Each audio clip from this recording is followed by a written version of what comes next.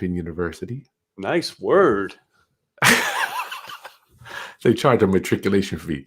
I'm going to have to Google it, but nice word. I like it. Scott, life, it's weird as I'm approaching, just different status and different platform, place in my life, owning a bunch of real estate. I was trying to I feel like I had a goal to meet, and now I've met the goal of X amount of houses. I feel like I should have been thinking that was like a start. I want to ask you, we're just talking now as people get on. Are you always looking for a new start, or were you like, I want to get 100 houses and then I'm done? It's everybody has a goal. Well, so in the way I believe in it and the way I teach it is that you basically have to create your future vision, put a dollar amount next to it, and then using properties as the example, because that's what we do. We say, okay, we need X amount of properties to live that perfect future vision. Now, it doesn't mean when you get there, you're done. It means when you get there, now you reevaluate. So I think that's the kicker. I almost feel cheated in a sense because I have 115 properties now, but I bought 24 at one time. So I never got to celebrate getting to 100. Which sounds stupid, right? But I was always trying to get to 100, trying to get to 100, trying to get to 100. And then I went instantly to like 110. And I was like, I never had that 100 house celebration. So now I'm like, okay, we got to get to 200 and then we'll have that celebration. So, it's always a moving target. Well, Scott, I'm just like, when I look back, I didn't enjoy my journey. I want to ask you, I feel like it's like a blur. How about you? So I'm going to agree with you on that, especially, my ups and downs that I've had going through the boom and bust and doing conventional rentals to converting to the slow flip method. Mm-hmm. I did not necessarily enjoy it all. However, I'm so thankful for it all. Mm-hmm. I am so thankful, and not just for the end result, but I'm thankful for the stuff that went wrong, for the learning experience I got out of it. Okay. Because it's everyone, you lose money on something, or you have a hard time, or, you deal with a lot of stuff. In the end, you might at the time wish it never happened, but in the future, I'm thankful that it did happen, because now I'm so much more educated, and I have so much more appreciation for what I have after having learned and gone through different things. Been through so much. Roundup. Greetings, class. Come on in. Happy Thanksgiving Eve to everyone. I'm imagining for you, you try to, where the brain blurs out stuff, in 08, 09, it was crazy for you, but still it was a journey, it's, and I'm even for me, I was so grindstone. I don't even, it's almost like, I don't even remember, Scott, I feel like you, I feel cheated. I didn't say, let me welcome this challenge at the time. No. Yeah. We were struggling. We were fighting to survive, but let me tell you two different things I'm often saying about the bust. And now we're 12 years. It's hard to believe it's been 12 years, Golly. Right? But two things that I have to say is that I am extreme in hindsight, not at the moment. At the moment, I was wishing it would all end. In hindsight, I'm very thankful for the bust. And I'm thankful for two reasons. One of the big reasons is it completely changed my mindset to where it is now, which is free and clear, have stuff paid off, and forget that whole thing everyone teaches about leverage. The second thing is, the slow flips, which is my favorite part of real estate, which is what we're going to talk about today, wasn't possible back then. It wasn't possible. These same houses were $120,000. We're buying them for 30 now. We're buying. I just did one today, and we'll talk about it in a minute. One of my guys came in to do the paperwork. He bought for 13. Good. And we just sold it today for 89. Owner financing, $3,000 down, $875 a month. I mean, so these deals weren't available back then, and they're available because of the bust. So although it was a tough time, we got to look back at it and be thankful for it. Ironic, I just think everybody, even my client, my inner circle, they're like, everybody's just looking for increase. And I'm like, listen, I remember Lonnie Scruggs saying this, man. I remember him saying, everybody's worried about deal. Try to enjoy your life a little bit. That's all. Roundup, greetings. Good afternoon, class. Good afternoon. Greetings. Come on in. This is Kris Haskins, and my mission is to raise your financial literacy through real estate investing and entrepreneurship. Doing that, I get to introduce you guys to people that have affected my life and actually changed the trajectory of where I am today. And the person that has been instrumental in doing that is Scott Jelinek. How you doing, my friend? I am fantastic. Thank you for having me on. Every time I come on here, I always enjoy it.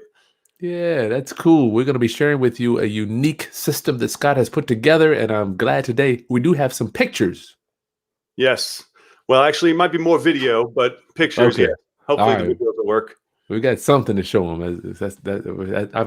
We got something to show them. So Scott, you've been around. I'm telling y'all. Let me tell you, Round up. Whenever I have an issue, I pick the phone up. Scott has it. Well, generally speaking, he'll have an answer for me. He's been in the business since is it late '80s, early '90s, Scott? 94.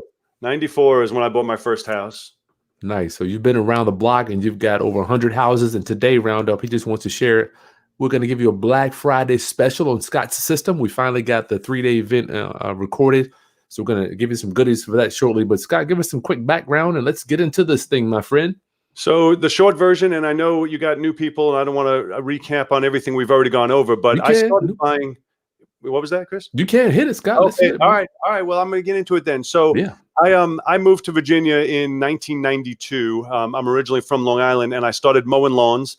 And it's one of those things I tell literally to this day. I tell people, if you have no money, can't find work, anybody can grab a lawnmower, knock on doors, and mow lawns.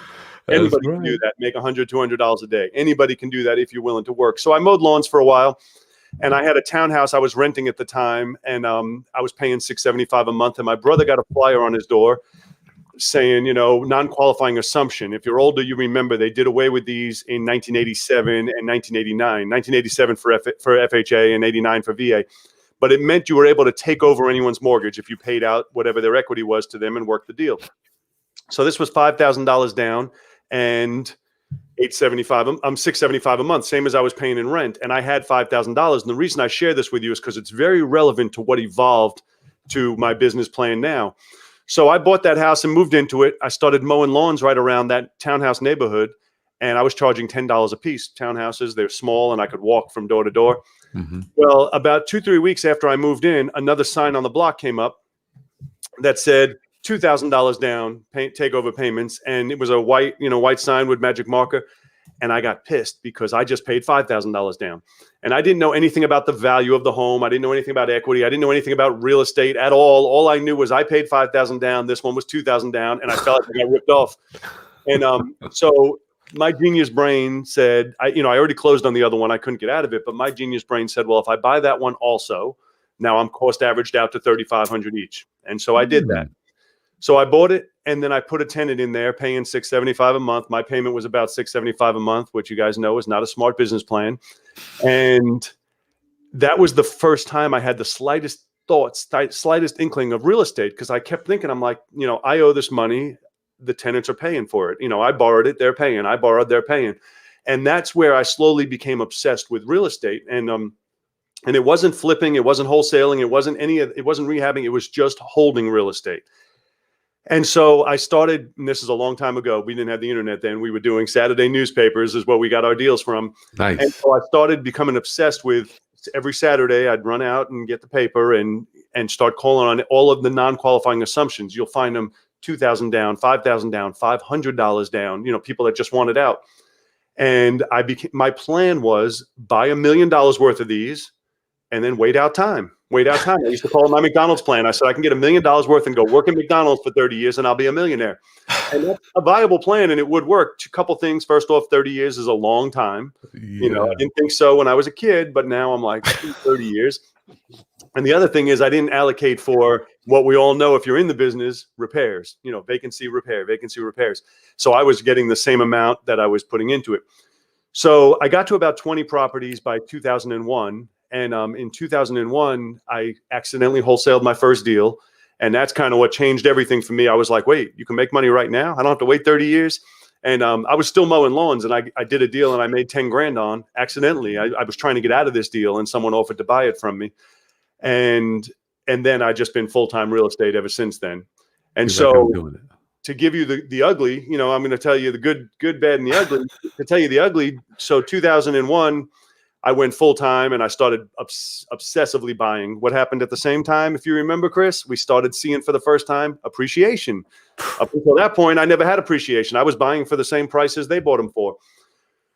Well, everybody teaches what they teach, and I sucked up all the information I can get. And And what did everybody teach? Refi, pull that cash out and use that money to buy more houses. So I did. So I turned my 20 houses into 84 houses, going up 2002, 2003, 2005, 2006, and 2007 came, and we got annihilated. Tell me what you were thinking. Tell me about your thoughts as you were watching the appreciation. I mean, no doubt it's like a train rolling. So I actually have a binder, and I wish I had thought about it. I would have pulled it out for you. Nobody's ever actually seen it. I used to track every single month all my houses, how much they were worth, how much I owed, how much the rent was, and how much my payment was. And then I would, at the end, total it up of how much equity I have and how much positive cash flow. And I did it every month for years. And you can see it rise to, I have 600,000 equity, 1.2 million equity, $3 million equity, and positive 20 grand a month, 25 grand a month.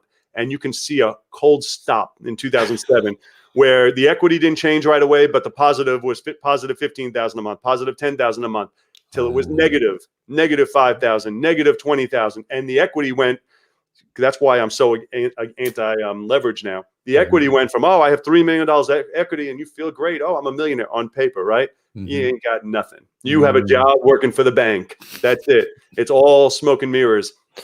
And so yeah, I felt real good going into the process. I did everything everybody taught me to do. And they still teach you to do it. That's why I got into teaching in the first place. After the bust, I couldn't believe I would go into people's events and I'm like, they're still teaching the same crap. I understood them teaching it before because that was unprecedented. That never happened before. But for them to still teach it after the bust, I'm like, well, now you're telling people to do.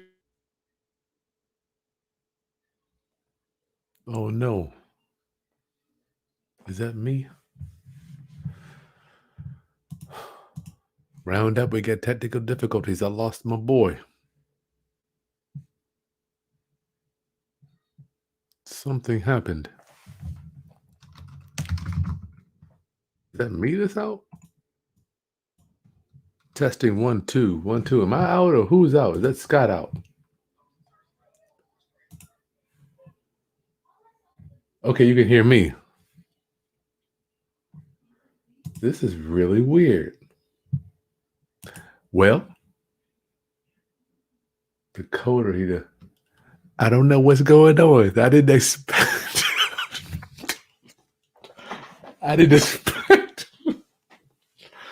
Round up, my bad. Scott, I did not expect to lose my guest as I am preparing for Thanksgiving. No, Indigenous Peoples Dinner Day. Good God, pray for my Indians. I miss y'all. I'm presuming Scott will get back on in a minute. So if you are, I'm going to add a timeline to this. Scott, my mentor, whenever I have a problem, I reach out to him and it gets solved. He has some type of solution for me. So we're going to offer you his product at 50% off. So if you want to see what he has to offer you, and it will be in the video description below, and a code for you too to get Scott's stuff half off. That's the reason I bring people on, because they give me such tremendous value. So let's call Scott, because I ain't seeing him log back in, which is very weird. I lost Scott.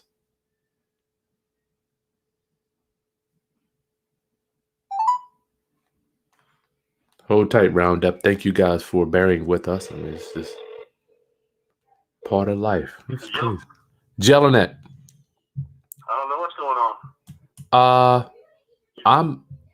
I'm looking online. I'm good. I'm live online. Can you just go back to the link and try it again? Is your internet up?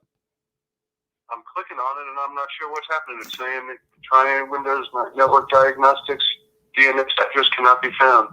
I'm working on it again. You're still on, huh? Yeah, I'm on. I'll hold tight.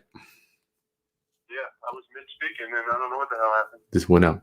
Okay, just either open up in a new browser, but I'll be here. I'm here. I'll keep working on it. All right, bye.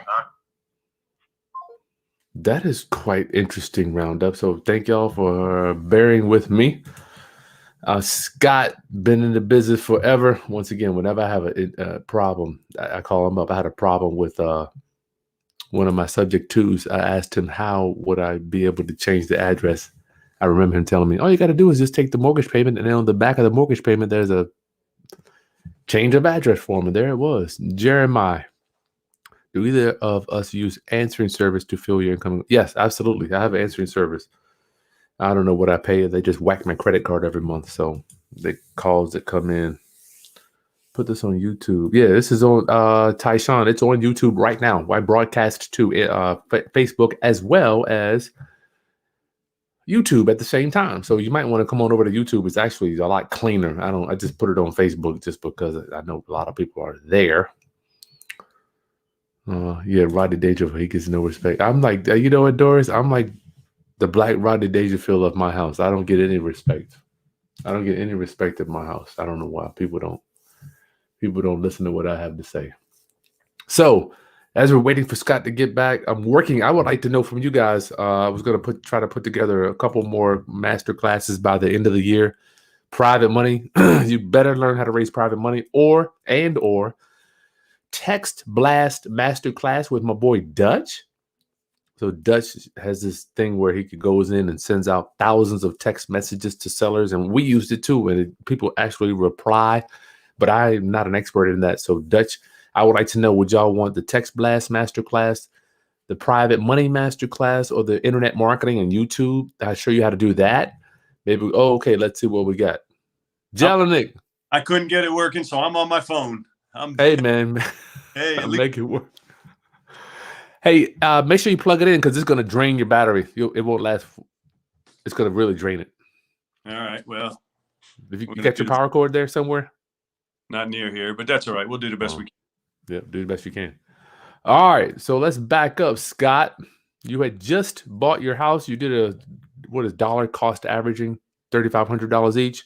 Oh yeah. So I was telling you about refi and everything, getting to 84 properties before 2007 came, and then the basis of why I think so differently now, why I refuse to leverage everything up. I refuse to pull out money just to get more, because in the end, and this is what you were talking about, Kris, about just wanting more and more and more. In the end, I always think back to those first 20 properties.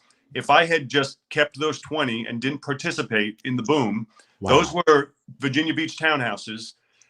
Average would have been about $1,000 a month, a little more, but that's $20,000 a month coming in. They'd all been free and clear by now, and I didn't have to participate in the boom. Instead, I was searching for this big number and without a reason for it. And so that's why I always tell people, I said, yes, you can keep climbing for higher. Not to say you can only make 10 grand or 20 grand a month, but get to what you actually want first. And then you don't risk that to get more. You still can go for more because that's what we do. But you don't want to risk what you already have, your perfect future vision, the number that you already wanted. We don't want to risk that just to get more for the sake of more. Does that make sense? I hear you talk about that perfect future vision, Scott. And I remember you saying the decisions you make will pull you towards it. Where did you get that stuff from? You know, I got it from from books that I've read and from other people that I've talked to. A big part of it was, do you know Sean McCloskey with Life and Air? Yes, you do. We've spoken about it before. Oh, yeah. He was really good and really helps you to think about what it is you actually want. And so you're not just working for work's sake. You know, there's a point, and I'm living it right now, and I can tell you about my life I got going on right now. But there comes a point where it's like, yes, you want to make more money. You want to be productive. You still want to contribute. You need to keep doing stuff just to keep, entertained and keep excited. But I don't need any more. I have everything I can possibly want. I literally have everything. I don't need to make any money. I never need to do another deal or buy another property, do a seminar. I never need to do anything else again. And I could live my absolute perfect life. And that's a good place to be. And I have not always been there. I've been there the last few years. And it only goes up from there because, like, I have 115 properties now. 51 of them are paid off. All of them will be paid off over the next 5 years. And so, X amount that I'm making now is only going to keep going up over the next 5 years. And I already have more than enough. So, it's one of those things that you don't want to risk anything you have just to have more, Yeah, I want to get into real estate, but golly, I could talk, I think just your vision and just their thought process. I want to ask you, Scott, how has your mission transformed? Even for me, I remember I used to think, if I could just do 100,000, that was like my first goal. And now after you hit it, it's like you got to get a bigger goal. No doubt you got your mission is more to help people. How does that?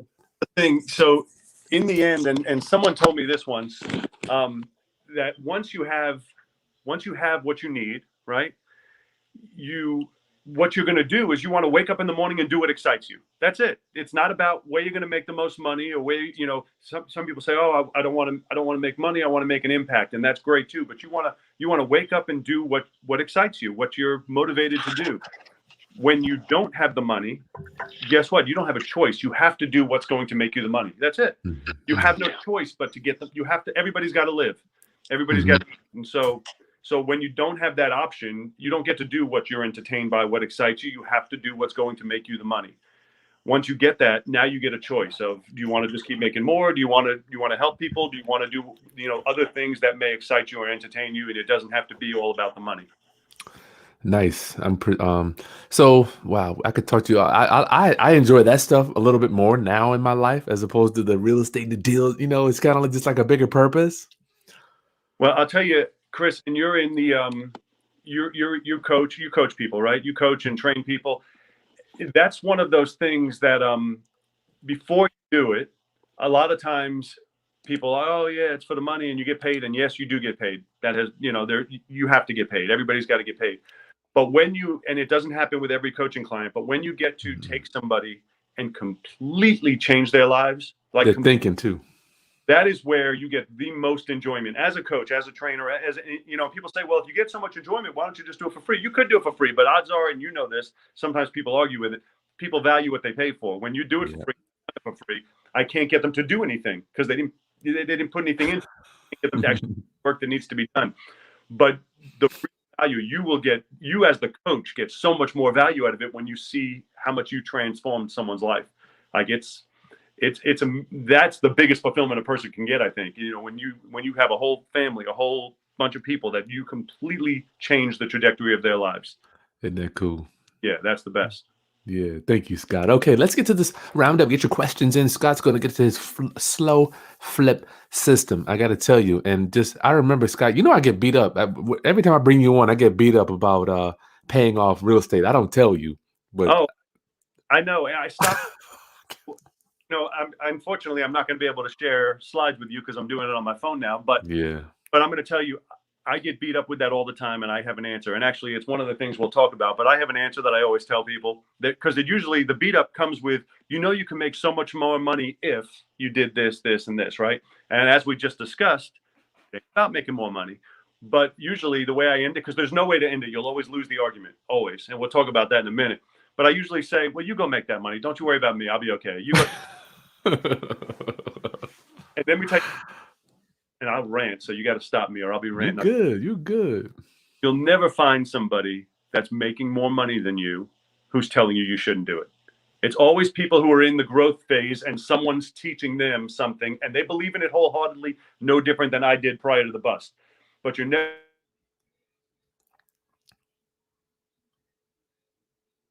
going to find somebody it's always going to be people who are starting out or who are they're basing their future on doing exactly what I did, leverage.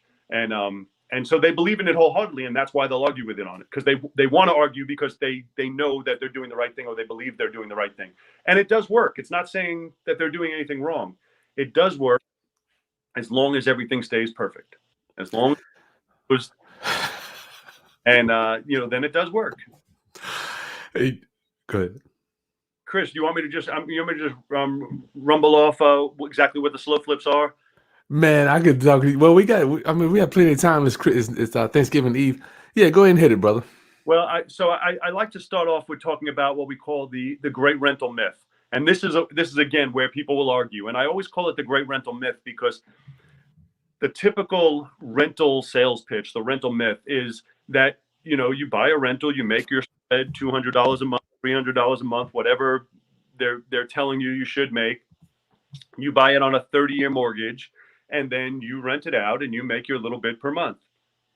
Now there's two sides with that. The one is the your $200-$300 a month, which I'm going to bust that by telling you, people will argue this all the time, but I've done deep analytics. It's a myth because that $200 or $300 a month goes away. The average maintenance on a property is average $300 a month. And people always argue, and they're like, I've done a whole year, I didn't do any maintenance, or I haven't fixed anything more than $200 for the last 2 years. And they're not lying, they're right. But what happens is it could be 3 years, 4 years down the road. Now you have a turnover and you have to paint it, carpet it, put in new appliances, put in air conditioning. You end up spending that $6,000 or whatever it may be. If you average out over time, you average spending about $300 a month, even though you may go a year and two and spend nothing. Average over time. So if you're making $200, $300 a month, you're not really making anything. Yes, you're getting it now, but in time, you got to give it back. And so it's not really yours. The second part of the great rental myth is leverage. So everybody knows what they teach us, what they teach everybody, what they're still teaching. And I'm going to use the exact words they use. If you have $100,000, you can buy one property for $100,000 cash, or you can buy 10 properties with $10,000 down each, right? And if the market goes up 10%, the cash model, you made a 10% return. But on the leverage model, you made a 100% return because you have 10 properties that each went up 10%. Sounds great. Sold me. I was all about it. And it's true. They're not lying. What they don't talk about is if the market went down 10%. The market went down 10%, which because they didn't talk about it because it never used to be on the radar and it wasn't possible. Well, if the market went down 10% with your cash model, you still have $90,000 in value in your property. With your leverage model, you have zero. You owe $90,000 on a house that's worth $90,000. 10 of them, you have zero equity. To take it a step further, and again, this never happened until it did, was what if they went down 30%? Well, in your cash model, you still have one house, you owe nothing on it, you have your renter still paying, and it's worth $70,000. You lost that $30,000 in essence in equity. In the leverage model, which is where I was in 2007, now I owe $90,000 on all these properties, but they're only worth $70,000, and you pay for them. That's the deal. And so it's a myth. It does work. And this is the challenge, and this is where the argument comes from. It does work. And people can make a living, and you can retire and get closer to retirement. You can do that model. The reason that I talk about it as a myth is because it's not the way it's presented to be. It's not buy a bunch of buy 10 rentals making $300 a month and you got $3,000 a month. And that's all great on paper. I always joke and I say, I think that whole model was created by the banks.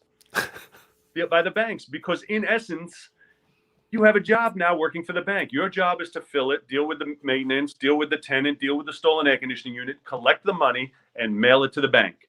The bank is in their office. You're doing all the work and process payments, right? And in essence, that is exactly what we changed to with the slow flip model. Is we became the bank. We're the ones processing the payments. We're no longer dealing with any of that crap. All we're doing is processing payments. And so that's kind of what we evolved with the slow flips. Tell me about that mindset of turning into the bank, Scott. I don't want to cut you off, but I want just the mindset, because I know a lot of us have the urge to go out there and do repairs and wanting to be the landlord. Somebody said it, and I don't remember who it was, but they said, go to any city in the country, and go to any city at all and look at the tall buildings, and all of the tall buildings are either insurance companies or they're going to be banks. Insurance companies make their money the same as banks. The insurance money, they have all this money and then they lend it out. And banks obviously make their money by lending. There's a reason for that. There's the reason they have all the tallest buildings in every single city. It's because that's where the money is. That's where the money is. The money's in the lending. And so we take it a step further, like a big step further, because with a bank, for instance, they loan out $100,000 and they get paid back interest on the $100,000. With the slow flip model, we're buying something for $30,000. I'm going to use these numbers and we'll go over the numbers in a minute. But now we're selling it for $89,000 and we're earning interest on the $89,000. So we're not just earning interest on the money of what we paid or we loaned, we're earning interest on the invented money as well, which nice. When you calculate the returns, it's insane because we're not just the rate that we're charging, we're earning the rate even on the money that we invented. We invented money. And that's where it's just so attractive and so crazy. Gotcha. What slow flip is, to give you, there's a couple facets of it, the buy and the sell, but I'm going to tell you the short version of it. And if you're in a high-end market like Long Island, yes, it won't work there. So we can cut off that conversation right now. It does not work everywhere. It does work in a lot of markets, and if you're in a market where it doesn't work, it doesn't mean you can't do it. It means you have to work in another market. I have a coaching student right now who's in California, and he's buying in my market because his area, I mean, a garage is going to cost you $300,000. So the model we try and use is we try and keep them in my market anyway. In most markets out here, we try and keep them at $30,000 or less as an acquisition price. So if you've never seen or haven't been involved, I know a lot of times people need to pick up their jaw off the floor because they're like, $30,000, they don't exist. You can't buy a house for $30,000. Yes, you can. Now, to be honest with you, we couldn't until 2008, till the market got annihilated, but you can now. So we buy them for $30,000 or less. We finance them. So we borrow all the money from private lenders. We finance them on a 5-year mortgage and instantly sell them on a 30-year mortgage. Now, we buy them on a 5-year mortgage at 12%. So we pay 12%. That's a lot of money because we want to keep our lenders happy. This way we got more and more lenders always. The payment is $667 a month. We typically sell them for $89,000, $3,000 down, and $875 a month. So there's a very little spread there, but so it's not for the spread, but we don't make much until the 5 years passes. The first 5 years we're paying off the lender. Now we own the house free and clear. The next 25 years, you're collecting the payment and it's all yours. But on top of that, the statistic in America, I think it's every 5.5, it used to be less, but I think now it's every 5.5 years, the average American moves. So although you're giving them a 30-year mortgage, odds are within 5 years, they're either giving it back to you or they're selling it themselves or they're keeping it as a rental. But most people don't stay put for that long of a time. So you get these same properties you're doing over and over and over again. The other part is, and this is a huge part, we don't do any repairs. We don't do any maintenance. We don't do any repairs. It's completely as is. And I just did the paperwork today with one of my coaching students who came in right before I had you on. So he just purchased this property. I believe it was $13,000. It's in Newport News. And we just sold it today. It's filled with stuff. The person was a hoarder. We didn't clean it out. We didn't do anything. Sold it today for $89,000, $3,000 down, $875 a month for 30 years. Nice. 13. Nice. So even at 30, it's a great deal. But at 13, do the math. I mean, it's crazy when you think he'll be free and clear of the property, free and clear of his entire investment in like 13. And then you have 29 more years of getting paid. I mean, the return is insane.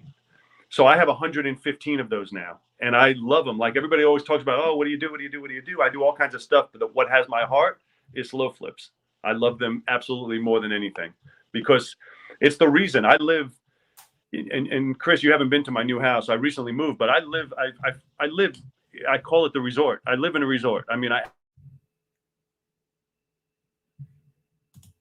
resort on deep water.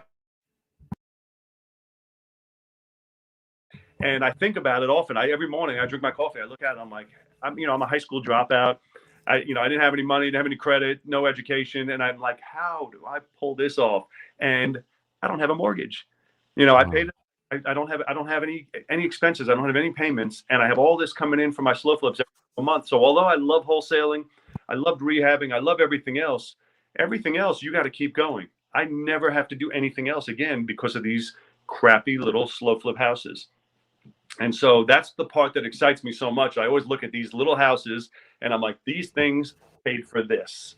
I have just unbelievable. And I'm sorry, Chris, I keep rambling on and I know you wanted to talk and I'm just no, man, I'm listening. I think about my rentals too. And I want people to know that they're not sexy. Let me ask you, is it boring? I guess my mentality is like wealth is boring. These little boxes, go ahead. The thing is that you have to be a good steward of money, right? And so you can't just leave money sitting.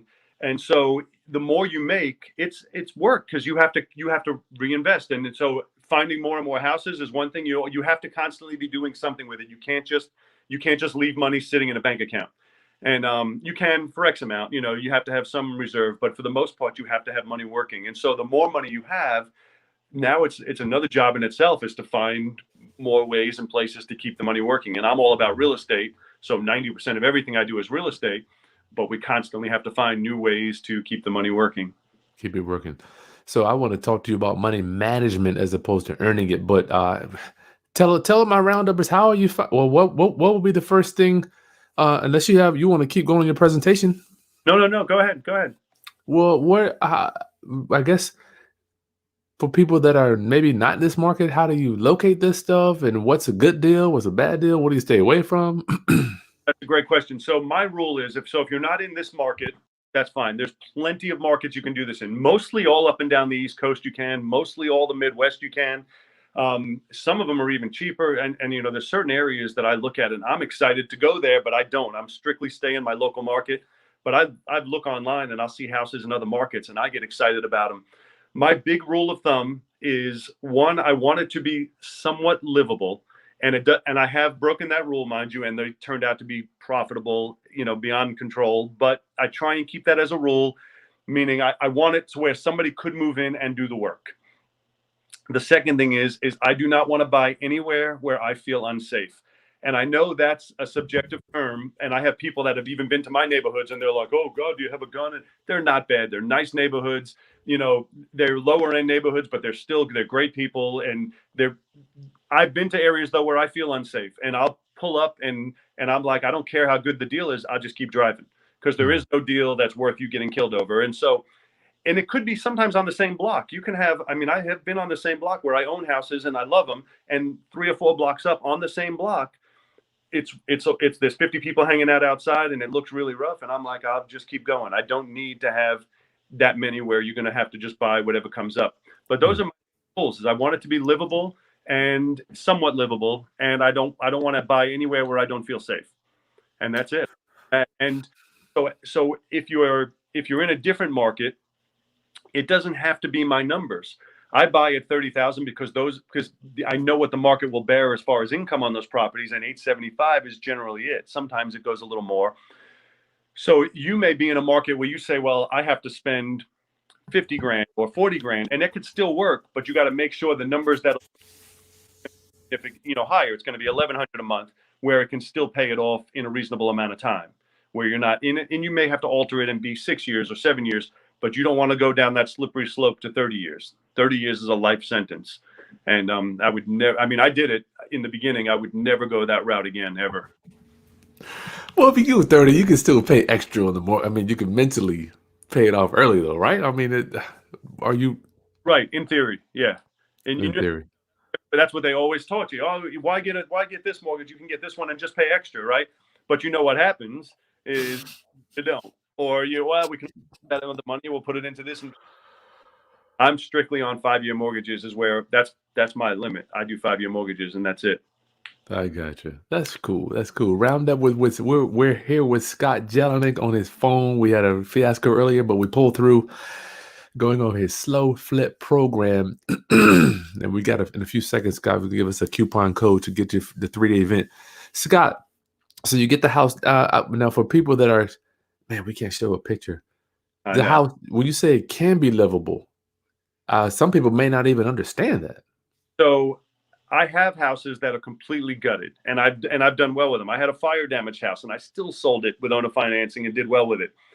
However, I try to make them so that they can be occupied by somebody while they work on it.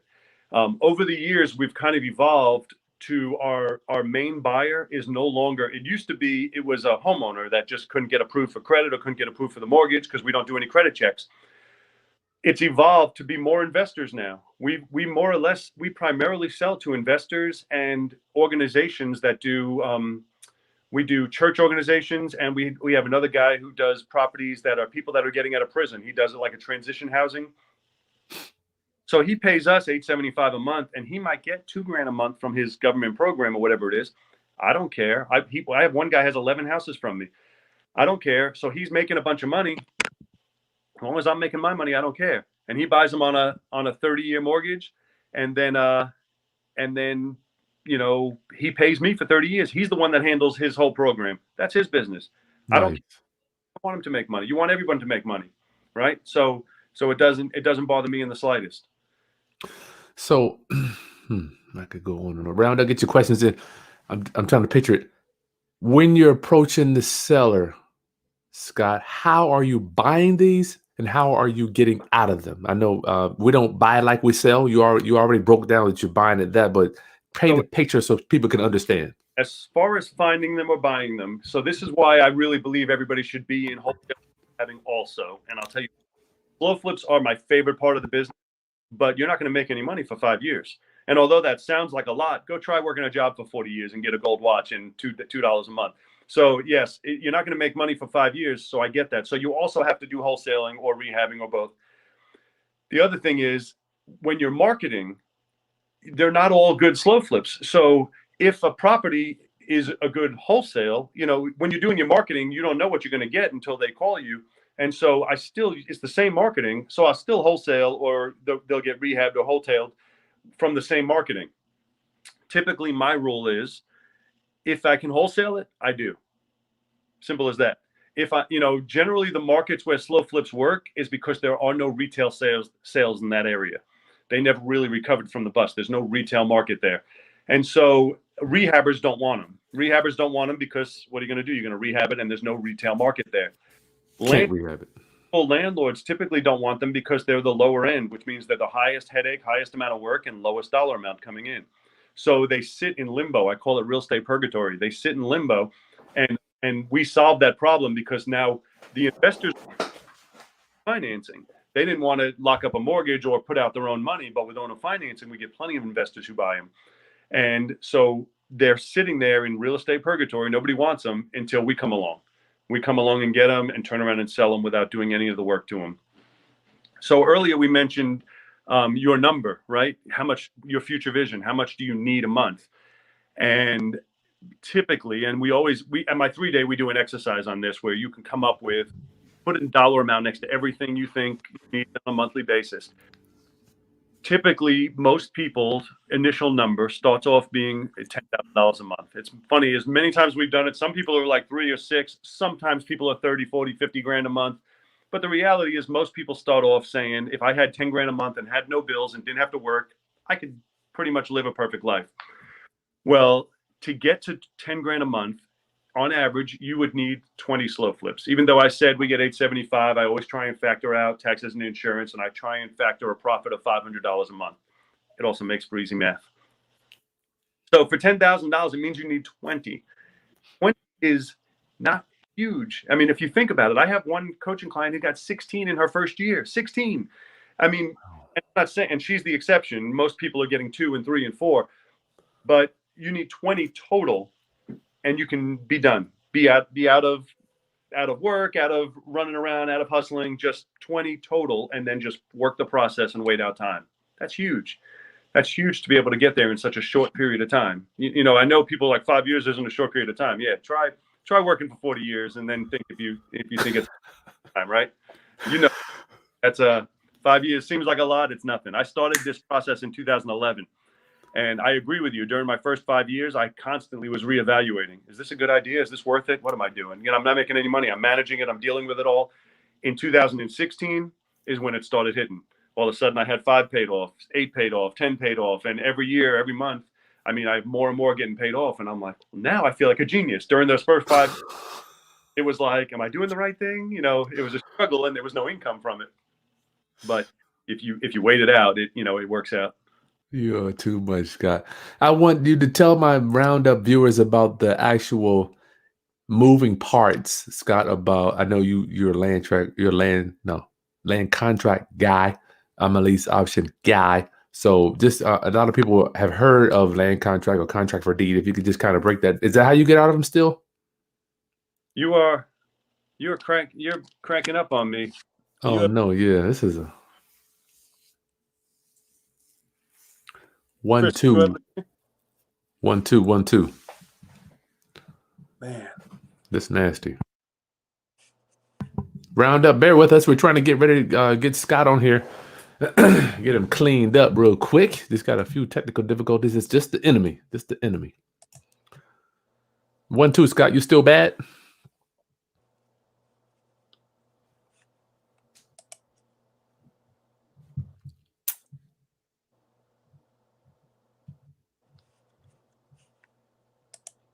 One, two, 1 2 1 2.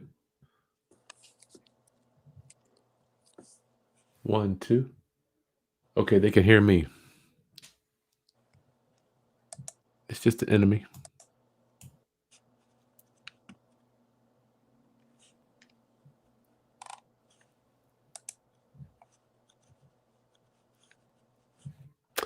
So round up, we'll go ahead and I'll give you Scott's Black Friday thing while we're trying to get him back on here. If you go to the video description below, you will see Scott's. Golly, we lost him again. Wow. Wow. Anyway, if you use the coupon code Haskins, hold on, I gotta type Scott in.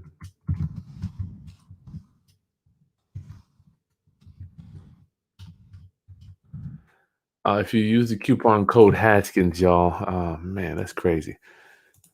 Sorry about that. Looks like he's trying to get back on. Jelinek? I'm still not hearing you, Chris. 1, 2. Go down to your thing. It's a little thing where you cut the mic on. Yeah, you're all crackly. You know, so is anyone else able to hear? Are you commenting? Can everyone hear you that way, or am I the only one that's hearing you that way? 1 second. Can you guys hear me? Can you hear Scott? Okay, they can hear you, Scott. It's nasty. Can you hear Scott and Chris? Yeah, roundup. Can y'all hear? Oh, they hear you fine.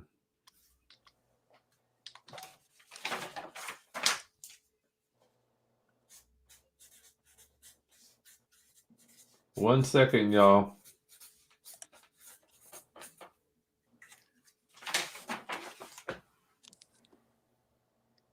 They can hear me. Can they hear you? Huh.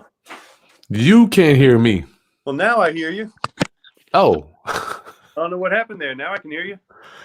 We're good. Okay, I was just Scott, we've been on here 45 minutes. I've got to give them what you were going to offer them. At least cover just give them your call to action real quick, and then we'll get back into the training and do Q&A. Is that okay? Absolutely.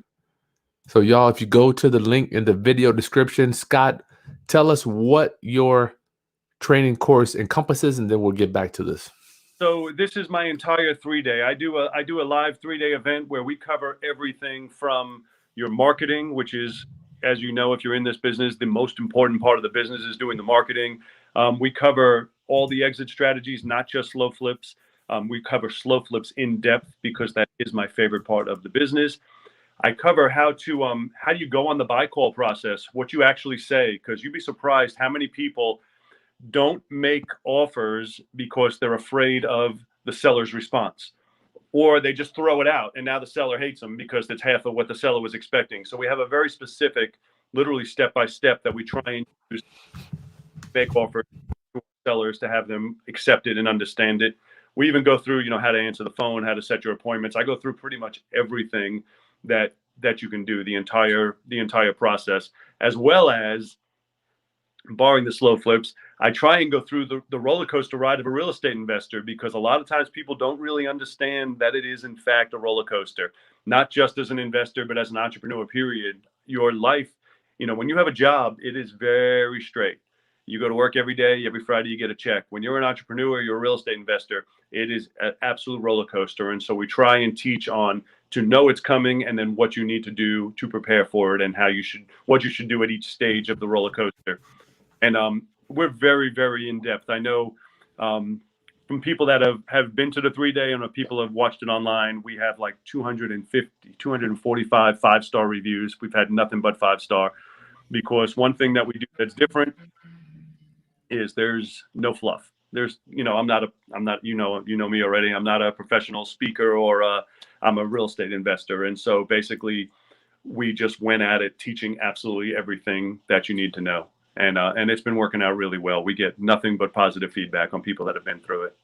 Yeah, I remember when I went through it, people are like, "Why are you here?" I'm like, "Man, dude, listen to Scott. I'm just glad you decided to teach." So roundup, if you go to the video, the link is in the video description. It's Scott's 3-day event, and if you use the coupon code Haskins, you'll get 50% off. Scott, thank you for that. You're very welcome. I was glad to be back on here. I enjoy it. I'm sorry we're having technical difficulties, but we're going to do the best we can. So I got a bunch of questions here, but I want to talk about the land. My last question was this land contract thing. A lot of people are contract for deed, lease option. I'm a lease option guy. Are you still a land contract guy? I am a land contract guy, and that's not to put down lease options. You can do the same program with lease options. Mm-hmm. I've done lease options and I've done land contracts. And the reason I switched was I lost a case in court. Simple as that. I lost a case in court, and the judge ruled, he went against me because they did so much work to the house. And I'm arguing, but they didn't pay. So what difference does it make if they did all the work? And the way he worded it to me, which is why I switched, and these were his exact words. He says, the benefits and burdens have to convey together. You can't tell them they have all the burdens and you're keeping all the benefits. Even though lease options are perfectly legal, we did them forever and people still do them. And so that's when I went to my lawyer and I said, okay, well, this is what he's saying. What do I need to do? And so we converted it to just doing a land contract, a straight 30-year mortgage. Now, a lot of people, when they do lease options and land contracts, do it with a shorter term, like, oh, you have 3 years to exercise your option or 5 years to exercise your option. I tried to sell the exact same way I started. I started buying non-qualifying assumptions, no credit checks. So I do the exact same thing now. I sell on a full 30-year mortgage. As long as they make their payment, they're never going to hear from me again. And in the end, they will own the property. And so I try and sell the exact same way I started to buy. Doesn't mean lease options don't work. That's absolutely a choice. You can do lease options. Yep. Well, for the 80 people on here, Scott, I know a lot of landlords from on my side, when people that come in, they're nervous about doing 30 years or they don't want to give people too much time. What can you say to kind of help them get over that mental barrier? So, I agree. I remember thinking about that. The only way that you lose, and you don't really lose, you just make less, is if there was hyperinflation, which can happen. Where like right now you're buying a house for 30 and we're selling it for 89. But what if we had hyperinflation and the houses all become worth 300,000? You're obligated now to sell it at 89, right? That's your contract. But that would be the same with a lease option, except that this is a longer term. That's the only way to lose. The other thing that people are scared of sometimes, which boggles my mind, and I've heard people say this, they're like, well, what if they buy? They don't want to lose their house. They're like, but I love my house. What if they buy? I'm going to lose my house. And I'm like, if they buy, which happens, you got 90 grand for something you paid 30 for. Go buy 3 more houses. Go buy 3 more. You just took something wholesale and sold it retail without having to rehab it, without having to do closing cost assistance and agent commissions and all the other stuff that comes with it. If they buy, you pop champagne, you celebrate. That's the only thing people stress about. So about it being 30 years and I have a guy in my group who's 75 or 76 now, and he always jokes about that. I'm like, you want the monthly payment. And if you were to croak, that monthly payment's still going to your heirs. It doesn't go away. They don't, no different than if you had a mortgage and you die, the mortgage still has to be paid, or the bank would then take the property back if you didn't pay it. It's the exact same process. So for years, if you're looking at it as a house, and we'll talk about that in a second. If you're looking at that as a house, you may say, well, I don't want to be obligated for 30 years. You're not obligated. You're just collecting payments. I do not look at it as a house. I have houses I haven't even seen. I strictly look at them as paper. It's paper. I did paperwork for buying it for this much, and now I collect this much every month. I would do it for 50 years if I can. I never wanted to end. Monthly checks come in, and I never wanted to end. So it's not a matter of it being too long. If anything, I wish there was a way to do longer than 30 years because, it's a non-issue. It's not like I have to do any maintenance or any obligation on my end other than to cash their checks. You are too much. I remember you talking about what is the guy in Mr. Burns? Yeah. I always joke about Mr. Burns. So for those of you who don't know, Mr. Burns from The Simpsons. So I always, and this is kind of where my head was at when we were starting this, is I had this vision in my head of, as when I was a regular landlord, like a lot of you guys may be, when I was a conventional landlord, I'm out there showing the property. I'm out there fixing the stuff. I'm meeting the people. I'm doing the lease. I'm doing all this work. And then they send me their payment, right? At the end of the month or the first of the month, they send me their $900. And then what do I do with it? I send it up to Mr. Burns always. And I always know him from The Simpsons, like this, sitting at the top of the tall buildings in any downtown, waiting on me. And he's like, run along, my minions, and run along. And I'm the one running along. I'm fixing the stuff. I'm meeting the people. I'm going to court. I'm doing evictions. I'm doing all this stuff so I can collect this money to mail it to him. And that was it. And so in this scenario, we become Mr. Burns. That's it. Now they're the ones doing all that. I have investors who have 3, 4, 5, 6 properties from me. One of them has 11. They're the ones running around town handling all this stuff. And then on the first, they're cutting me the check. I'm Mr. Burns. I'm the one sitting up there. Where's my checks? Where's my checks? And that's my whole job, is I'm collecting, processing payments. I'm no longer the guy that has to, the lawn has to be cut, or, somebody has to go show this or do that. I'm not involved with any of that part. Just the bank. I remember when you gave me the line, if something breaks, Miss Smith, don't call me. If blah, da, da, da, da, don't call us. I said, if you have a leak, call them, don't call me. I always tell them that. I said, we operate just the same as a bank. You wouldn't call Bank of America and tell them you have a leak under the sink? Don't call me. Well, the thing is, Scott, I get so many questions. How do we help our landlords? Because no doubt you get tons of resistance from people that come into your system. They're like, so if you have existing properties, and this is a good question there. And because I remember I told you I lost a bunch of properties during the bust, but I still had a good chunk left. If you have existing properties that you didn't buy on that program, so they're not on 5-year mortgages, and you have higher balances and all this, you can still slow flip sell them. That's why I said the slow flip's 2 ways. It's the buy and the sell. You can still sell them on a slow flip. I have one that's a $330,000 house. That was my old house in Salem Woods. I moved out of there in 2006. I sold it the same exact way. I sold it with owner financing. Originally, I did a lease option, and then my second buyer, I changed it to a land contract. And he pays me $1,850 a month, and it's the exact same process, just with a higher dollar house. I have an underlying mortgage on that one, where the other ones I have a short-term underlying mortgage, but it's the exact same process. So if you have conventional rentals right now, you can still, change them into slow flips on the sale part.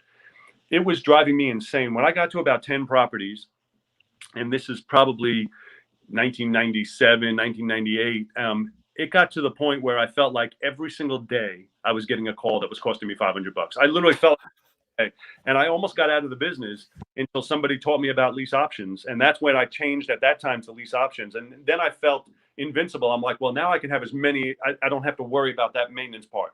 I can have as many as I want, except there's some variables with the law. With lease options, the law still counts you as a landlord. And that was the other thing we didn't address.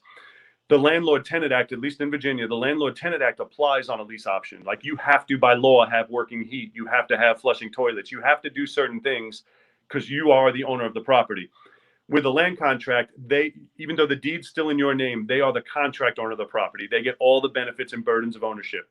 And so I don't have to do anything, and I don't have to do a rental inspection. They call me all the time, or they'll send a letter, and I'll send them back. This house has been sold with owner financing, and that's it. We never hear from them again.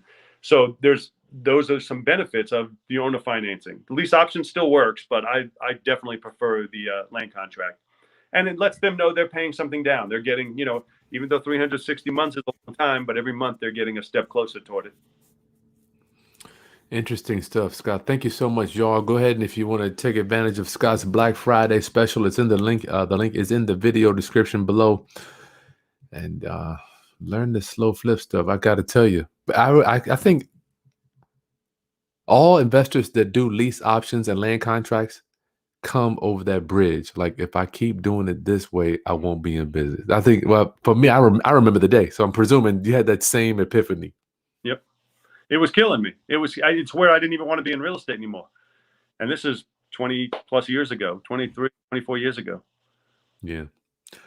That's so cool, Scott. Well, thank you for that, man. Okay, Jeremiah, what answering service? Do you use the answering service, Scott, for your stuff, for calls coming in? So I do not use an answering service. I have one girl who answers my phone and does my late notices, and she sends them out. She does the reconciliation every month. But I do not use an answering service. However, keep in mind, we are a bank. We don't get a lot of calls. Like, if you had 100 properties and you were a landlord, you need, I own a property management company that doesn't manage my properties, but they have one manager for every 100 properties, because that's a job. 100 properties is enough to manage if you're actually doing the work. We don't do any maintenance, so nobody ever has a reason to call us, ever. unless they're calling to say it's not going to be in on the 5th. Can I, I'll pay it on the 12th or whatever. But nobody has a reason to call us. We're a bank. You don't call your bank. I mean, you don't call your bank. How about I think Jeremiah was talking about for leads coming in for sellers. We do a thing, and this is something else we teach, where we have a separate line. We call it a buy line or a bat phone, and we try and answer live. And I know a lot of people say, well, I can't. I have a job, or I have security clearance, and I can't bring a phone in. And in those circumstances, I agree with using an answering service. And we used Pat Live when I used to do that. But if you're on the road or you're able to have a phone with you and answer, I always think answering live is by far the best case scenario. And the reason is, if a seller's motivated, and what makes a seller motivated, we're not going to have that whole conversation now, that, but they have a pain. They have something that's forcing them to be a motivated seller. If you don't answer the phone, or somebody doesn't answer the phone, they still have that pain. Now they're going to call the next company, and they're going to call until somebody does answer the phone. Gotcha. Try and answer live as best we can. Yep. Cool. Doris, hey, nice picture. How do you correct the issue related to contractors? I'm trying to build a list of dependable contractors in Florida. A lot of things, so many things out there. It's ridiculous. Welcome. So they there's an old saying, and I made this up, but I always say they start the word contractor with con for a reason. And contractors, because I know a lot of great contractors, and I have a lot of friends that are contractors. But it's a business much like a real estate investor, where there's a very low barrier to entry. You basically just need to show up with a business card and say, hey, I'm a contractor. And so typically people are. Golly, this is not real. I don't fix anything, but over the years, my best bet with contractors. You cut out. You said typically what? Typically, you said what? I don't do any rehabs anymore. I don't do any rehabs, and I don't do any repairs on my houses. So the way I buy them is the way I sell them. When I was doing repairs, that's a whole, we talk about it in the 3-day event, but I'm going to tell you short versions of it is you got to start slow with contractors. Don't let their first job be a $30,000 rehab. Let them start fixing a bathroom, a $600, $800 job, and see if they can do that before you start giving them bigger jobs. And then clearly never let them get ahead of you, which is so easy to do because you don't want to have to meet them every day. And so you're like, oh, well, let me just pay you for the rest of the week. And once they're ahead, it's hard to ever get them to come back and finish their jobs. And one other thing that I always tell people, I said, and I used to be the opposite, I prefer to have a expert in every field instead of a jack of all trades. And I used to want a guy, he can fix the roof and do the plumbing and do everything. And it turns out over time, I'm like, it's so much cheaper just to get a professional for each trade rather than have one guy that says he can do everything. It ends up being a lot cheaper and you get a better job done. Yeah, never try to work with the guy that does everything. Oh, Lord, you're in for it. I do everything. What do you say to a guy that said, when you ask him, Scott, what can you do this? Well, I can do everything. What do you tell those guys? Yeah, I've had a guy once that even he was doing everything for me, and he was doing a fine job. And I was talking to him once, and I said, man, how'd you learn to do all that? He said, I watched a YouTube video this morning. He was a good guy, but I'm thinking that's probably not the safest repairs I should have in my house. This guy's watching a YouTube video and then doing it live on my house. I'd have been better off just hiring a professional that knows it inside and out, even if it cost me more money. Let's spend the money. Robel, hey Robel, how do you feel, Scott, about the debt acceleration strategy using a HELOC, potential to pay off 30-year and 5-year? Go ahead. Sorry, Chris. So I've read books about that, Robel, and I was extremely intrigued by it. I have never done it, and I'll tell you why.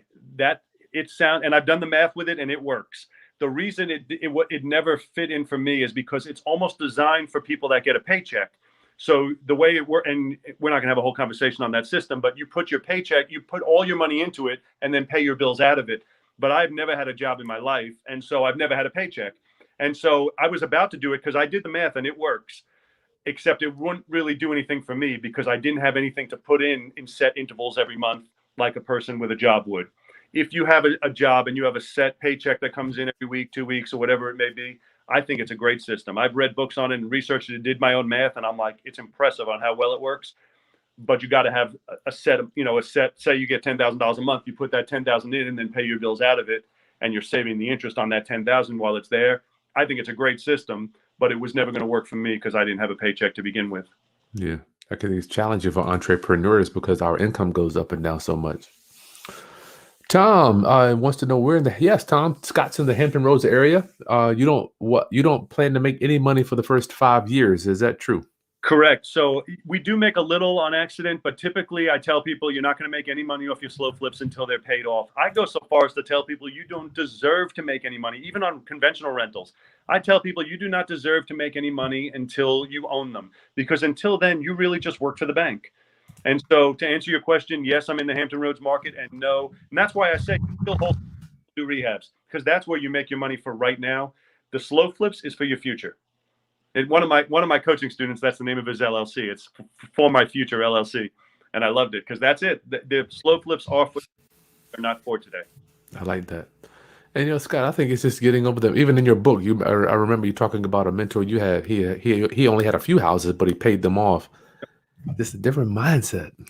Yep. And I was so against it. It's crazy for me to talk about how much I love free and clear now, because if you talked to me in 2005, I would have beat 2020 Scott down. I'm like, nah, I know what he's doing. And and try that with me. I'm like, yeah, don't make the money. Don't worry about me. I love it. John, hey John, what interest rate do you sell on? I'm trying to see how the 875 is figured out over 30 years, PITI. So it always varies what I'm actually selling it for. I wish I had the paper. I just did one today, and I'll pull it up, see if it's still on my computer. I think today's came out to about 11%. So I do it in an amortization calculator, and I do it backwards, where you can put in any three of the four. So I'll put in 86,000. I'll put in 360 months. I'll put in the monthly payment, which is 875. And I believe the one I did today, it came out to 11.61 or 11.91 as the interest rate. And so, yes, that's a high rate. And yes, they can refi at any given time. And that'd be awesome if they did. But that's how I do it. You can get a free amortization calculator app on your phone or on your computer. And I just want to make sure I have one where you plug in any three and it'll give you the fourth. Yeah. Cool. Hey, Willie, thanks for coming in from New Jersey, Newark. What's up, buddy? Yes. I have somebody I work with in Jersey, and they're able to do deals in Jersey, which I did not think they had those price ranges, but they do. That's awesome. Cool. Okay. Ryan, hey, Ryan, what's the plan if the contractor or relative of destroys the home for any reason before it's paid off? That is a great question, and I've had it happen. But let me tell you two things about it. So first off, no different than if they destroy your home when they're renting. They do the same exact thing. You can rent a house and they still destroy your home. But I've had one where it was an as-is sale, so they're allowed to do whatever they want. And this guy completely gutted the house. So he was there. He paid me for about 3 years. And then when I finally got the house back, I walked in and I was beside myself. It was studs. I mean, they gutted the entire house. So I was a little bit notably upset. That's about as worse as a person could leave your house, right? I was a bit upset, and I was like, well, what are you going to do? This is part of the business. And so while I was there, I stick my signs out.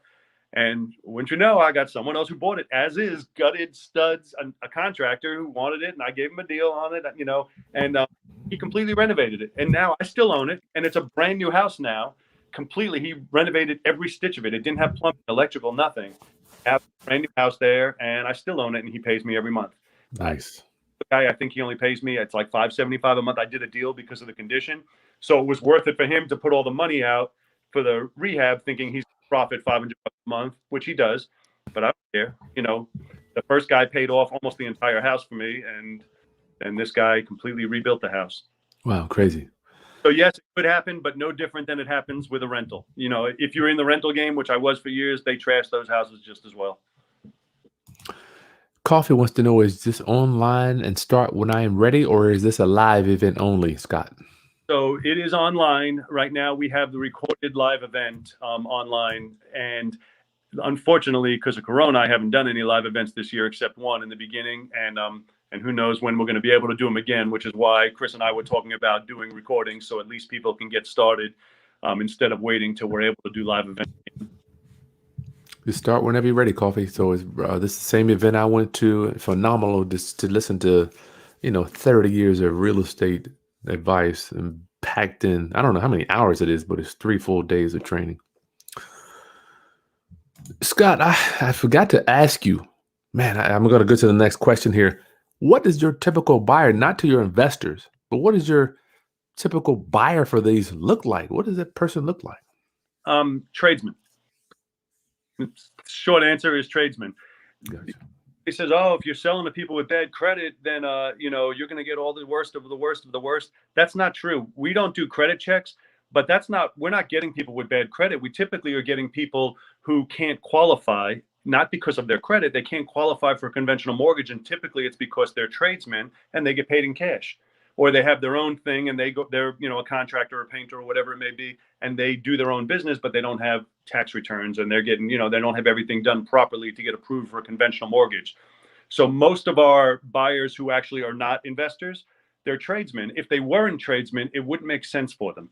If they were going to have to pay somebody to do the work, they might as well just pay more money for a house that's move-in ready. Does that make sense? It only makes you be able to do the work yourself. Mm-hmm.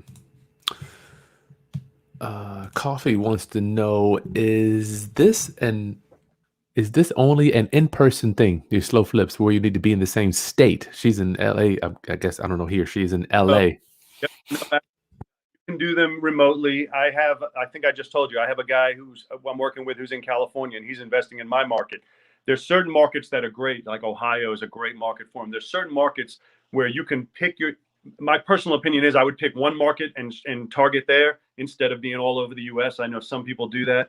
I would pick one market and then, so you get to know your market and focus on one market. But no, you can absolutely be remote. You don't have to be there. Gotcha. Ruben says, happy Thanksgiving to us. Thank you. Ruben.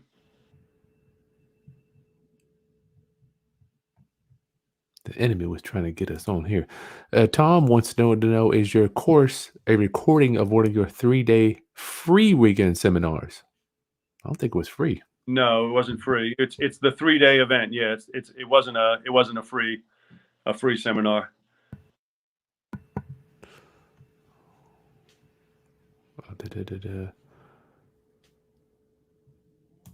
Coffee wants to know, what if they default? Do you have any examples you can talk about with that? Yeah, your buyer.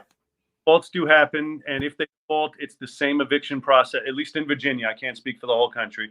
In Virginia, it's the same eviction process as if it was a lease. We typically, it always was 5-day notice. They recently just changed it. Kris, I'm sure we got these new rules that came out for Corona. Now we got to give them a 14-day notice. We have, it's a few more hoops because of Corona, but this is all temporary. But yes, we go through the regular eviction. Normally, it would take me about 6 weeks to get them out. And so with that, I always tell people to just keep your down payment. They gave you $3,000 to $5,000 down. If somebody defaults and you have to go a month or two till you can get somebody new in, you don't have to come up with that money. I said, just leave it in the bank account so you can keep making your payment until it's paid off. Then you don't have to worry about it. Gotcha. Scott, are you thinking that's a 14-day for a temporary change, or are you thinking that 14-day for Virginia is going to be permanent? Temporary. Good. It's written as temporary. Oh, okay. I didn't read it. What if they default? Oh, you said we did that. Coffee wants to know, are we buying debt or securing debt when we're buying them? We are not buying debt. We're creating debt. So if that's what you mean, maybe I might be reading this wrong, but yeah, so we the financing part. And that person pays us. Now, I don't sell notes, and I know some people teach that. I don't create notes and sell them. I keep them. I want to be the processor. I buy something for 30, I sell it for 89. That's my note now for 89,000, and then I collect the payments for the full term. Yeah, it's actually pretty. When you really, the process is simple. I love simple. How do you find? Coffee wants to know, how do you find this type of financing, Scott? Glad you asked that. That's something, when I was telling you what's in the 3-day, that's something I forgot to talk about. Yes, I go in depth on teaching how to find private lenders. I'm very good at it. I have a lot of private lenders here in my local market. Actually, all of my local coaching students, I get all their slow flips funded for them because I've raised so much money. But I teach you exactly how to do it. And I'm looking at my phone to make sure I don't die on me because I'm getting in the red now. It's getting slow. Oh no. Liz, we never ask anybody to be our lender. We never ask anybody to loan us. We always position it in a way that we ask them if they know somebody who might be interested. And the reason is, even though we're pitching them, we always ask them if they know somebody who might be interested, because if you're asking them, if I was going to ask you, Kris, if you wanted to be a private lender, What's going to stop me from asking you is the fear of rejection. It's the same thing that stops everybody from everything, fear of rejection. But if I'm asking you if you know anybody, you can't reject me because I didn't ask you anything. Even though you're the one I'm pitching, this is how we teach to do it. Even though I'm asking Chris if he wants to be a private lender, but I'll never ask him so he can't tell me no. I'll ask him if he knows anybody who's interested in lending 12% on 5 years. And until he asks me and he's like, well, I might be interested. And even then I'll play it off and I'll be like, not you, Chris, you're into a whole bunch of other stuff. I'm talking, I'm sure people though, somebody who'd like to make 12% secured by a house. And, and then I let him sell me on the fact that I should let him be a lender. Make sense? And it's really good. Do it properly. You don't have any fear about asking people. If you do it improperly, you'll never ask people because you don't want to be rejected. Nobody wants to be rejected. Good point. I love that line you have, Scott. That was one of the big takeaways I had from coming to the event. Tyke notes, how many slow flips can we do before we're labeled a dealer? That's good. So these aren't sales. These aren't recorded sales. So you can do a bazillion of them because they're just properties that you own. You're not, these aren't recorded sales. Although, we're in the business anyway. We're all labeled as dealers. If you're full-time buying and selling, the IRS labels us as dealers. But the slow flips would have no impact on that because you still own the property. The deed's still in your name. You're not transitioning the property. Nice. Matt wants to know on the buy side, he's a little confused. Difference between buying lease option, buying subject to, and buying land contract. So, and you're going to have to cut me off, Chris, because I see my phone's getting red and I don't want it to cut off in the middle of speaking. But on the buy side, when I'm a buyer, I will buy sub to. I will not buy on a lease option or on a land contract. I will sell on a lease option or a land contract, but I won't buy on a lease option or a land contract. Now, if I have a seller who wants to do a land contract with me, I will do it and wholesale it. I'll wholesale a lease option. I'll wholesale a land contract, but I won't buy a hold on a land contract. And the reason is basically you have no control. You put out the money, and if you bought it on a land contract, it's a whole nother 3-hour course to get into it. But supposing I bought a house on a lease option and the person I bought it from drives home from work and runs over a kid and they get sued, it can attach to the property, even though I did everything right. I'm the buyer, but the deed's still in his name. And so there's too many variables. So on a sub 2, I'll buy all day long, but a lease option or a land contract, I'll sell on those, but I won't buy on those. I hope that makes sense. Yeah, you never know what can happen. Coffee wants to know, what about using a loan servicer? Should they use the loan servicer to collect those payments, Scott? So there are loan servicers who do this, and there's one guy out of Texas, and I'm blanking on his name right now, but I know he's in this business as well as created a loan servicing company. I've never used one because there's not much to it, but I know if you wanted to be completely hands off, yes, you could use a loan servicing company. I don't know what they charge. I think it's fairly inexpensive. Gotcha. Derek wants to know, is this similar to buying distressed debt? No, so we don't buy any debt at all. We buy properties and then we create the debt to sell, to our buyers, but we do not buy any debt. We don't buy the distressed debt. We buy distressed properties. Gotcha. Doris, this method seems like, can it be used in your 401k for portfolio? And it should. The only difference is, so this is exactly what I teach. So I have a solo 401k, and everything I buy now is in the solo 401k. Tax-free. I tell people to start off that way is because you also want money for you to live your future vision. So you want to, and unless you're older right now, you want to do your first 10, 20, 30 outside of it, do it in an LLC so that you can also spend that money monthly. Once you have your future vision taken care of, now you start buying everything thereafter in your solo 401k so that you can start building even faster with no taxable income. But I don't like people to do everything in a solo 401k because in the end, you're going to be like, well, I need some money. And once you take it out, now you're going to be penalized. So we try and get enough for your future vision outside of it and then everything after that in it. But the short answer is absolutely yes, you can buy in a solo 401k or in your IRA. Yeah, self-directed, y'all. Make sure you get that self-directed stuff. Scott, I know your phone's going dead. Round up. Make sure you go to the video description. Use my code for Scott's Black Friday special. Scott, I don't want you to go dead on, man. You want to leave some final thoughts for my rounduppers? Yeah, I'm just going to tell you one thing just popped into my head as we were saying it. If you don't do it, if you don't get involved with slow flips or any property, if any form of owning properties, even if you wanted to do conventional, do rentals, lease options, land contracts, whatever you do, you will, when 5 years passes and you know they would have been paid off, you will be kicking yourself. And I say that because I have people that bought 1 or 2 when they started, and then 5 years pass, and now they're free and clear, and they love it, and they're not happy. They're mad. Why did I only buy 2? Why did I only buy 5? Why didn't I just go, full on to it? And so the short way I tell people, I say, do something today that your future self will thank you for. That's it. You get started today, and yes, it's going to be a grind for 5 years, but 5 years is nothing. 5 years, bye. So do something today your future self will thank you for. Scott, thank you so much. Wow, that's crazy. That's crazy. Okay, man, that's all I got for you. I don't want you to, Scott. Okay, so we'll get you back on here in the future. Roundup. Make sure you head on over to that and subscribe to the channel. That's a word from Scott Jelinek. Scott, I hope you have a good Thanksgiving, my friend. Great Thanksgiving. I got crab legs, meatballs, and turkey. I'm looking forward to it. Subscribe to the channel, hit that like button, Roundup, and share with any other investors that you think could benefit from this Black Friday special we've got going on with my Rounduppers. Stay tuned. I'm looking to do the Text Blast Masterclass. Please let me know if that's something you will be interested in, and the private money module as well. And we'll see you soon. Happy Thanksgiving, everybody. Peace.